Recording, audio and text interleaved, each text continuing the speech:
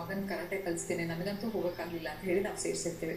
ಇಲ್ಲ ಆ ಮಗುಗೆ ಹಾಡು ಹೇಳಕ್ ಇಷ್ಟ ಇರುತ್ತೋ ಇಲ್ವೋ, ಬಲವಂತವಾಗಿ ಸಂಗೀತ ಕ್ಲಾಸಿಗೆ ಸೇರಿಸಿರ್ತೀನಿ. ಯಾಕಂತ ಹೇಳಿದ್ರೆ ನನ್ನ ಫ್ರೆಂಡ್ಸ್ ಮಕ್ಕಳೆಲ್ಲ ಸಂಗೀತ ಕಲಿತಾ ಇರ್ತಾರೆ.